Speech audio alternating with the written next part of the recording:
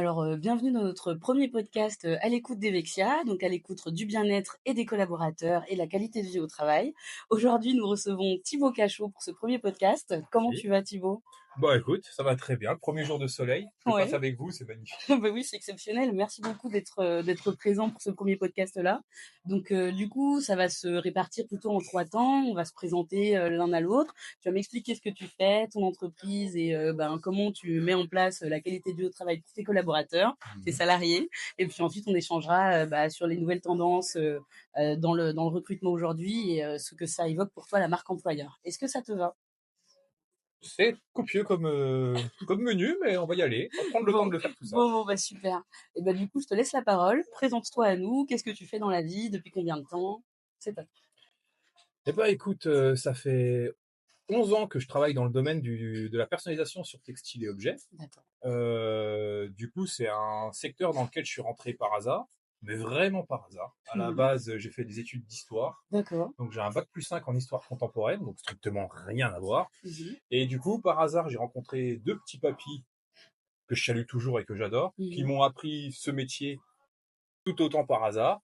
Et puis quand ils ont vu que ça me plaisait, ils m'ont dit, bah tiens, si tu veux, on te donne la boîte, D'accord. fais-en ce que tu veux. Donc c'était une petite machine au fond d'un garage. Ok. Et puis j'ai pu déménager en 2017 pour m'installer à Talent, changer le nom, enfin vraiment approprier cette société. Et puis du coup, bah voilà, ça tourne. Travailler avec des clubs, des collectivités. Enfin, la liste pourrait être longue, mais en tout Oui, cas, oui. voilà. Je suis dans ce domaine-là, ça me plaît, j'ai pu étoffer mon équipe. Et maintenant, il y a plus qu'à avancer. Ok, super. Et du coup, parle-nous un peu de ton parcours d'entrepreneur. Comment tu as sauté justement de ce master en histoire à l'entrepreneuriat? Qu'est-ce qui a été le déclic pour toi? Le chômage. Bien sûr. Non, mes études d'histoire me portaient sur la communication politique. Ok. Et c'était un domaine, quand j'avais du coup la petite vingtaine d'années, je me sentais pas très à l'aise avec ça. Parce que j'ai un tempérament un peu frondeur, on va Oui. dire. Je pense qu'on s'en rendra compte au fur et à mesure du podcast. En fait, vraiment dû continuer en sciences politiques D'accord. et pourquoi pas devenir assistant parlementaire. Mais voilà, j'avais du mal à contenir ma langue. Mhm. Donc du coup, il a fallu que je change un peu de voix. Donc j'ai fait un peu comme tout jeune à un moment donné. J'ai un peu traîné, essayé pas mal de choses. D'accord. Et j'ai monté ma petite auto-entreprise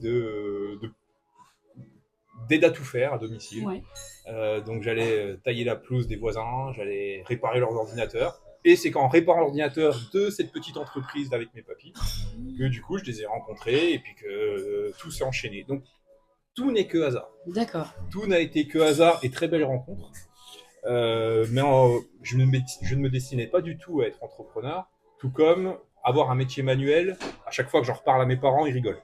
D'accord. Pour eux, j'étais le petit garçon qui était dans ses livres tout le Ouais. temps, tout le temps, tout le temps.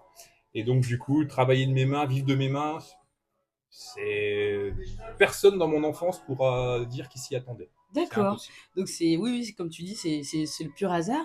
Et du coup, comment tu as pu découvrir ce métier? Parce que tu n'y connaissais rien au départ. Et donc c'est les deux personnes, les deux papis, comme tu dis, que tu as rencontrés, qui t'ont tout appris au fur et à mesure. Comment ça Alors, s'est passé? tout appris, je ne connais pas tout leur rang, faut Ouais. quand même pas déconner.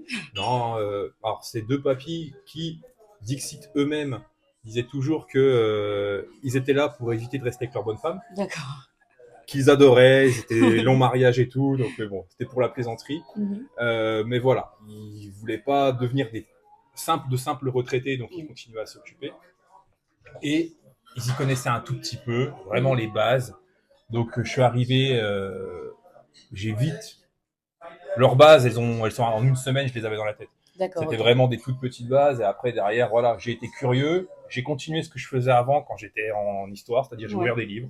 Je suis allé sur Internet, je me suis renseigné, j'ai regardé de nouvelles machines, ainsi de suite. Donc en gros, voilà, un pur autodidacte sur 90% de ce que je sais maintenant. Ok. Voilà, le reste, c'est l'évolution, écouter tout le monde et puis avancer et puis tenter surtout. Ouais, ouais, ouais. Et du coup, qu'est-ce que tu pourrais dire aux jeunes qui pourraient nous regarder, et aux moins jeunes d'ailleurs, qui hésiteraient à se lancer? Et est-ce que tu aurais des conseils à donner pour se lancer dans l'entrepreneuriat, justement? Ah, ça devient à moitié politique là, attention. Euh, En fait, c'est pas tant. Enfin, c'est pas que je conseille pas l'entrepreneuriat. L'entrepreneuriat tel qu'il est fait actuellement, c'est vrai que je le déconseille beaucoup. Ouais. Je trouve qu'il est mal fait, qu'il est réservé qu'à un petit groupe de personnes. Mhm. Et surtout qu'on a dévalorisé beaucoup trop de métiers, notamment les métiers manuels, alors que c'est peut-être là-dedans qu'il y a le plus de choses à faire. Ouais. Moi, j'ai la chance d'avoir un métier qui peut être difficilement délocalisé et difficilement remplacé par l'intelligence artificielle. Alors, comme partout, ça peut aider, ça fait plein de choses, mais en tout cas, il y a beaucoup de place pour encore se lancer là-dedans. Mais l'entrepreneuriat, le problème, c'est qu'on n'est pas éduqué à ça. Ça devient beaucoup trop sur le tard. Je trouve même pas qu'en école de commerce on apprenne à faire ça. Donc ça veut dire que si on n'a pas une culture familiale où on voit papa ou maman qui sont chefs d'entreprise, on a du mal à le devenir. Donc on apprend en se trompant et tout. Donc faut pas avoir peur de se lancer, mais le problème pour se lancer, c'est que si on n'a pas vraiment barrière, c'est aussi très compliqué. Soit on a un capital social, nos parents derrière qui peuvent nous soutenir, mais si on a strictement zéro pour commencer, c'est là où je veux en revenir que rien n'est fait pour nous aider, c'est que les banques ou n'importe qui ne suit pas un jeune avec zéro comme capital de départ. Oui. Ça, c'est que dans les livres et dans les fantasmes de ceux qui nous disent qu'il faut faire de l'entreprise et tout. Donc, je peux pas dire qu'il faut pas se lancer, parce que malgré tout, je suis content d'être mon propre patron, même si on pourrait aussi vastement en débattre. Mais se lancer, il y a tellement de domaines d'activité et malheureusement, on n'en connaît même pas 1%. Et en fait, il y a tellement beaucoup de barrières à possibilités. l'entrée aussi, comme tu dis, les banques, le capital social ou économique également, qui peut freiner beaucoup de projets à l'origine, ce qui peut être compliqué pour des jeunes qui n'y connaîtraient rien et qui n'ont pas fait des cursus spécifiques dans des écoles de commerce souvent payantes, ou comme tu dis, n'ont pas une famille avec un appétence entrepreneuriale. Donc c'est vrai qu'il y a quand même pas mal de barrières. Et aujourd'hui, tu ne regrettes pas, toi, d'être ton propre patron? Non, je ne regrette pas parce que même si c'est très stressant et que, en fait, il y a vraiment, c'est vrai qu'il n'y a jamais de vacances parce qu'au fait, quand on crée sa boîte en partant de quasi zéro, parce que même si j'avais mes deux papis, c'était rien, c'était un tout petit boui-boui en soi, donc il a fallu le développer. Donc quand on n'a pas d'arrière et qu'on a zéro au départ, en fait, c'est tout le temps du stress et il n'y a jamais de vacances et c'est notre bébé. Donc on n'a pas cette sécurité de se dire au pire si je me plante, la maison elle est déjà payée, papa il va rembourser les dettes ou ainsi de suite. C'est vraiment tout ce qui va se passer, c'est pour notre pomme. Donc d'un côté c'est inspirant parce que du coup on sait pourquoi on se bat, mais d'un autre côté c'est franchement usant parce que on revient toujours à ça, le contexte actuel n'est pas fait pour ce type d'entreprise. Ouais, tout à fait. Quand on prend l'exemple du Covid, où beaucoup de TPE ont énormément morflé par ce qui s'est passé, quand on n'a pas les codes, c'est-à-dire connaître très bien un expert comptable, un banquier, tout ça, qui vont nous donner toutes les ficelles pour se sortir d'un cas exceptionnel, mais un cas exceptionnel qu'on va revivre. On aura à nouveau des cas, que ce soit géopolitiques, sanitaires et tout, qui vont faire qu'on va avoir à nouveau des très grosses pauses économiques, pour parler poliment. Mais du coup, si on n'a pas les codes, si on n'a pas des personnes autour de nous et un réseau pour nous aider, et qu'on est tout seul face à la galère, en fait, on coule à moitié. Ouais. Et toi, justement, comment tu as fait, comme tu dis, justement, pour repartir de ce petit boui-boui, pour arriver jusqu'à aujourd'hui, comment tu es structuré, comment tu fonctionnes, combien de temps ça t'a pris? Est-ce que tu as une anecdote à nous raconter, justement, au niveau de ton entreprise? Des anecdotes, en soi, il y en a plein, mais après, c'est beaucoup de jeux des rencontres. Ouais. Je travaille beaucoup. Enfin, je travaille un tout petit peu moins quand même. Je suis reparti pour faire d'autres choses. J'ai d'autres projets. Okay. Maintenant que j'ai une équipe autour de moi, je peux me permettre de souffler un tout petit peu, souffler différemment. Mais en tout cas, voilà, quand je me suis lancé, je travaillais beaucoup. J'étais trop perfectionniste. Ouais. Alors ça, c'est le fameux, quand on fait un entretien d'embauche, on dit un défaut, on dit perfectionniste. Oui. Bon, alors si vous faites un entretien d'embauche, dites pas ça, ça peut énerver. Moi, ça m'énerve quand on me dit ça. Mais non, mais ce que je veux dire, non, mais je travaillais trop avec cette logique franco-française de présentéisme. Si je suis là, c'est que je tiens tout à bout de bras et que tout fonctionne. Mais bon, en attendant, voilà, à force de se démultiplier, au début, ça m'a permis de rencontrer des gens. J'ai eu la chance de travailler beaucoup avec la gendarmerie. voilà, ou des gens un petit peu dans le domaine du sport qui m'ont permis de me développer alors, relativement vite, on va dire. Mhm. Et c'est allé vu que ces gens voyaient que je faisais beaucoup d'efforts, en fait, je dis pas qu'ils avaient pitié de moi, mais en fait, ils m'en donnaient toujours un petit peu Mhm. plus. Donc, Oui, je du coup, vois. ça se passait plutôt bien. Et à force de faire ces petits peu plus et de travailler tout seul, parce que c'était ça aussi, bah, du coup, j'avais peu de charges, donc ça m'a permis de créer un petit pécule au démarrage. D'accord. Mais en effet, il y a eu ce Covid qui a tout foutu par terre. Ouais. Donc, tout le travail que j'ai pu faire entre 2007 et 2020, finalement, c'est complètement Ouais, il y a eu un peu de évaporé. remise à zéro. Donc, il a fallu tout recommencer dans un contexte aussi différent. Donc, il y a eu beaucoup d'erreurs, parce que vu que j'ai pas ces codes, voilà, j'ai commis des erreurs en embauchant peut-être trop tôt, Ouais. en n'étant pas assez attentif à mes marges, parce que je ne D'accord. savais pas tout ça, je savais pas décoder un bilan comptable, il y a Oui, plein oui, de je choses que je vois. ne savais pas. Donc voilà, avec le Covid, finalement, je me suis retrouvé en 2 ans, j'ai fait moins 100 000 euros, Ouais. qui à l'échelle d'une TPE, bah, c'est plus qu'énorme. Ouais, c'est colossal, hein. Donc du coup, bah, voilà, on s'est retroussé les manches. Entre-temps, ma femme, du coup, m'a rejoint au sein de mon D'accord. entreprise. J'ai pu embaucher des salariés. Ouais. On parlera plus tard du mot Et tout collaborateur, il à me fait, semble. oui, Hein. oui, oui, oui. Voilà, donc voilà, j'ai quand même voilà, une équipe de 3 CDI, puisque ma femme D'accord. est une salariée. Ouais. Et après, on tourne avec des alternants. Voilà, pareil, je suis pas un fan absolu du système actuel de l'alternance, mais voilà, il a son mérite et on en a besoin. Dans le contexte actuel, c'est aussi l'un des rares moyens qu'a un petit patron pour se développer, même si voilà, il y a beaucoup d'injustices dans ce fonctionnement-là. Ouais, tout à fait. Et donc, comme tu disais, donc dans ton équipe aujourd'hui, il y a 3 CDI. Mhm. Donc, vous êtes 4 actuellement avec des Un alternants. alternant pour Un l'instant. Ouais. alternant pour l'instant, d'accord. Et est-ce que tu as mis des choses en place justement pour tes collaborateurs, dans leur quotidien, dans leur travail? Comment ça se passe, une journée, en tout cas, le travail au sein de ton entreprise? Bon, ça se passe super bien parce que je suis un patron génial. Et J'en doute pas. en fait, pendant le Covid, pendant la première partie du COVID où tout le monde croyait encore que c'était beau et rose, Mm.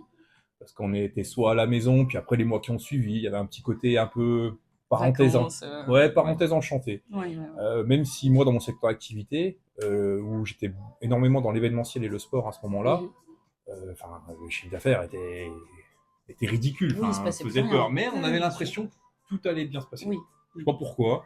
C'était naïf peut-être, mais on nous avait dit qu'on allait supprimer les charges sociales, après on les maintenait, après on les reportait, après ainsi de suite. Bon, bref, vu qu'on savait pas, on s'est dit, bon allez, on va Oui, vivre on se laisse tranquillement, vivre. puis on verra. Et du coup, ben, on en a profité, vu qu'il y avait peu de travail, pour tenter quelque chose, parce que ben, finalement, on faisait du présentéisme à ce Mm. moment-là.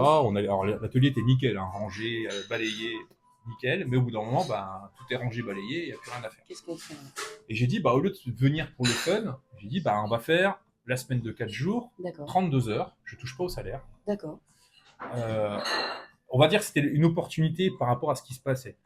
J'ai des convictions qui font que pour moi, c'est le sens de l'histoire d'aller dans cette direction, et même je trouve que 32 heures, c'est encore trop. Pour moi, dans l'avenir, on devrait être même encore en dessous de ça. Mhm. Mais en tout cas, l'opportunité a fait que je me suis dit, tiens, on va le tenter à ce moment-là. D'accord. Ok. Donc on a mis ça en place, on a organisé ça pour qu'il y ait toujours au moins une personne Mhm. présente par rapport aux horaires d'ouverture, que ça ne touche à rien et tout. On a essayé d'optimiser pas mal de choses pour que bah, les 3 heures par salarié de perdu, Mhm.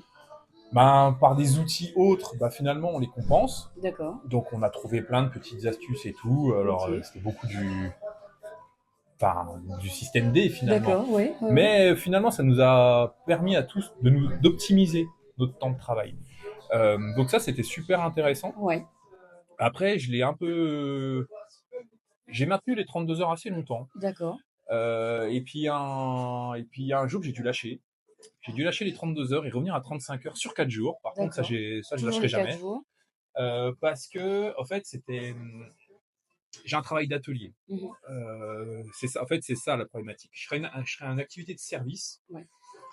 Ça, je pense que j'aurais pas eu besoin d'y toucher, notamment avec le développement de l'IA. Mhm. On se dit finalement, il y a du temps de travail qu'on peut gratter là-dessus. Ouais, tout à fait. C'est pour ça que je dis que l'avenir pour moi, c'est sur la diminution du temps de travail. Mais sur la partie atelier, ben, moi enfin, faire des marquages sur les t-shirts, on peut faire tant de t-shirts à l'heure. Oui, je vois. Ça, c'est incompressible, c'est machin, on peut essayer de bouger plus vite et tout. Oui, oui, Au oui. bout d'un moment, la colle est lâchée avec 15 secondes de pressage. D'accord. Donc, ben, si je supprime 3 heures sur un poseur, bah, 3 fois X pièces selon la technique, peu importe. Bah, par contre, à la fin de semaine et donc à la fin du mois, il y a quand même un déficit qui, par contre, là, n'était pas compensable, actuellement, qui n'est pas compensable. D'accord. Donc, on a essayé de tout optimiser et tout, mais bon, bah, on a dû s'arrêter là, tout le monde l'a compris. Ok. Après, je pouvais pas dire l'atelier travaille 35 heures et les bureaux travaillent Oui, 32 pour des heures. questions d'équité. J'aime bien quand je dis l'atelier et les bureaux, j'ai l'impression qu'on est 50, mais, mais bon, voilà, je pouvais pas faire ça. Donc, du coup, voilà, on a remis tout le monde au même niveau. J'ai laissé les salariés choisir, alors pas leur jour de repos, parce que la logique c'était tout le monde a un week-end de 3 jours. D'accord. Donc c'était ou le lundi ou le vendredi. L'objectif Ouais. c'est qu'il y ait toujours une équipe complète pour faire tourner la société à Ouais, chaque bien fois. sûr. Et après, donc, par contre, sur les jours de présence, c'est eux qui ont déterminé leurs horaires de travail. D'accord. Ça, c'est un peu plus récent. Mais du coup, mon chef d'atelier, un jour, m'a dit, moi, j'ai envie de venir travailler à 6 heures parce que ça me... Et plus productif le matin. Voilà, je suis peinard. Mhm. Oui, il m'a dit, il n'y a personne Oui, c'est qui vrai. m'embête. On est plutôt tranquille. Et donc, du coup, bah voilà, il fait ses journées de 6 heures à 15h30 D'accord. sur 4 jours. Il a le week-end de 3 jours pour s'en remettre à chaque fois. Ouais. Donc, plutôt content. Puis là, il y a un très bon exemple sur le mois de mai. Mhm. Parce que du coup, bah, aller se poser la question, parce que bah, y a ceux qui bossent normalement le vendredi, Et oui. et ceux qui de base ne travaillent pas le vendredi. Donc, Oh. il y avait une Oui, arnaque l'histoire là des dans ponts, l'histoire. Parce que tout là, à ce mois fait. de mai, 3 vendredis qui sautent, quoi. C'est vrai. Donc du coup, ben en fait, j'ai simplifié le problème. J'ai dit, tout le monde bosse du lundi au mercredi. D'accord. Vous me devez 28 heures de travail, parce que normalement, vous faites la semaine de 4 jours, moins le jour férié, ainsi de suite. On a fait les calculs. Donc vous me devez 28 heures. Si vous me faites ça du lundi au mercredi, tout le monde a son week-end. Bah, étonnamment, tout le monde a été d'accord très très vite. Ok. Personne n'a eu besoin de poser de jour de congé ou quoi que ce soit. Ouais. C'est équilibré pour tout le monde. Voilà, on s'est organisé. Là, du coup, par jour, ça leur fait certes des grosses journées, Oui. parce que normalement, ils font 8h45 par jour. Là, ils me doivent 9h20 par jour. Mhm. Mais vu le deal, bosser 3 jours, avoir un week-end de 4, Oui, étonnamment, finalement. ça se passe bien. Mais du coup, si je comprends bien, tu es énormément dans le dialogue avec tes salariés. Et donc, tu leur as posé une question claire. C'est est-ce que vous voulez qu'on travaille 4 jours par semaine pendant le Covid? Ils étaient tous d'accord à l'origine ou il y a eu des réticences? Comment ça s'est passé? Alors, ils te diront tous que c'est rarement de l'avis. Mhm. J'impose des avis, mais D'accord. étonnamment, c'est des avis où c'est dur d'être contre. Oui, je vois. En fait, voilà, ils savent que je passe ma vie dans des bouquins d'éco et de sociologie, peu portés côté droite, si on veut simplifier, mais bon, D'accord. j'aime pas la distinction gauche-droite, mais bon, voilà. Mais voilà, comme je le répéterai jamais assez, je veux avoir des vraies avancées sociales. Le principe du patron, enfin, pour moi, il y a un non-sens avec le concept du patron. Je suis rien sans eux, donc ça fait un peu cliché de dire ça, mais enfin, pour moi, l'entreprise, c'est pas un capital, mes salariés, c'est pas des outils. Oui, tout à fait. Donc, je leur amène des idées. Mhm. On en débat, comme je te dis, c'est des trucs tellement évidents qu'ils sont pas contre. Donc là, en tout cas, pour la semaine des 4 jours, il n'y a pas eu de réticence. J'ai participé avec l'ARACT. Alors du coup, c'est l'agence régionale, enfin bon, pour en gros la recherche sur l'évolution du travail. D'accord, ok. Je sais plus exactement ce que signifie ARACT. Oui, pas de Donc souci. pendant 1 an ou 2, du coup, ils ont sollicité justement des entreprises qui a fait la semaine de 4 jours. Oui. Et en effet, il y a un peu tout eu, mais personne ne revient en arrière. Il y a eu des plus grosses entreprises que moi qui ont mis ça en place. Alors ça arrive évidemment que les salariés sont un petit peu contre, on va dire, parce qu'en effet, 4 jours, ça veut dire, si on est à la semaine de 35 heures, c'est quasiment des journées de 9 heures. Oui. Si, vu qu'il y a beaucoup de semaines de 39 heures qui se sont réimposées malgré des lois en France, bah du coup, ça fait quasiment des journées de 10 heures. Oui, effectivement. Donc certains disent que selon le poste qu'on peut avoir, enfin, 10 heures c'est long, 10 heures quand on fait un travail à la chaîne, c'est ultra pénible. Oui, bien sûr. Donc là, voilà, sur des choses comme ça concrètes, ça se conçoit. Après, voilà, il y a eu aussi, c'est sur l'organisation du travail, certaines entreprises ont du mal. Il y avait une entreprise, je crois que c'était une maroquinerie, grosse entreprise, une belle entreprise. Eux, ben voilà, par rapport au travail à la chaîne, oui, en soi, ils mettaient en place la semaine des 4 jours, Mais après, le choix des horaires et tout, ben, malgré tout, c'est l'entreprise qui décidait de tout, Oui, parce qu'il faut que derrière, dans la oui, chaîne, il y a une chaîne de tout s'enchaîne. production et tu peux pas la couper. Ouais, tout à fait. Là où les entreprises de services ont beaucoup moins ce problème. Ouais, exactement. Mais en tout cas, alors, ce qui est dommage, c'est que on sent que dans l'État a en tête que le monde du travail doit évoluer. Mhm. Enfin, faut oublier que la semaine des 40 heures, c'est de 1936. Oui, Sous Mitterrand, on est passé à 39 heures. Sous Jospin, on est passé à 35 heures. Donc ça veut dire que 1936, ça va faire 90 ans. ouais, tout à fait. 90 ans, avec le développement des machines-outils, de l'IA, d'énormément de choses, on a gagné que 5 heures de temps de travail. Encore, à l'heure actuelle, on nous dit qu'il faudrait presque repasser aux 39, et encore, limite, qu'on bosse pas aussi. Il y a une musique qui parle des 40 heures. Donc Ouais, ça veut tout dire à qu'on fait. reviendra à 1930. Et toi, justement, sur la productivité, sur les 4 jours, est-ce que tu as vu une modification, une évolution, aussi positive que négative, sur le fait que tes salariés travaillent que 4 jours? Est-ce qu'il y a, il y a un changement dans la productivité? Est-ce qu'ils étaient plus productifs, moins productifs? Alors, je suis une trop petite entreprise pour Ouais, pour visualiser, vraiment avoir des taux, de savoir d'accord, est-ce que ok, c'est plus productif et tout. Après, là, c'est beaucoup de ressenti. d'accord, Moi, j'ai pas de ressenti où ça a changé quelque chose. Je dis pas qu'ils sont plus productifs, mais pour ouais, moi, ils ne le sont pas moins. d'accord, ok, C'est plutôt efficace. Moi, tout ce que je vois, c'est que par contre, sur l'équilibre vie privée, vie professionnelle, mine de rien, ça ouais, change tout. ouais, On les voit, je dis pas plus épanouis, parce que le travail change pas, hein, oui, en soi, ouais, foncièrement, mais d'essayer de leur apporter en tout cas cette liberté de choisir quand même malgré tout sa manière de travailler.